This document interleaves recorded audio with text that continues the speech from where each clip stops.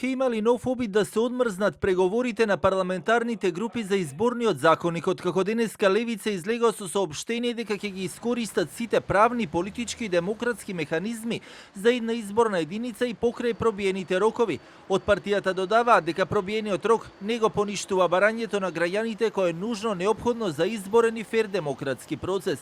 Левица ќе ги искористи сите политички, институционални и демократски механизми за прашањето за една изборна единица повторно да биде отворено. Рокот што го проби власта не го поништува барањето на народот. Партии, уверени во народната поддршка, не бегаат од една изборна единица, не бараат спас во изборни манипулации и не си обезбедуваат милионска буџетска предност за политичко рекламирање. Од еднакви правила се плашат само оние што знаат дека нивната реална политичка тежина е помала од моќта што им ја подарува системот.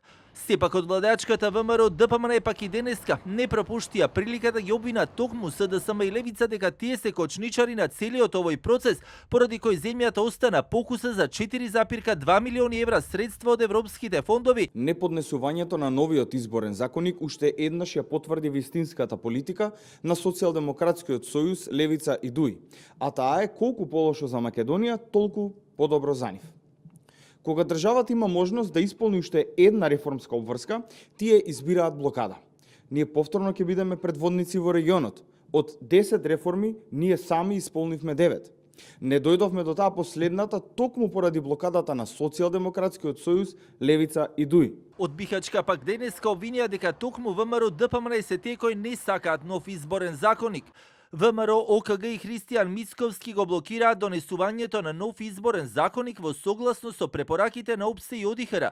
Наместо да се донесе закон кој ќе обезбеди фер, транспарентни и демократски избори, тие се обидуваат да протуркаат решение кој ќе им овозможи контрола и манипулација врз изборниот процес. Особено загрижувачки е нивниот однос кон гласањето на диаспората.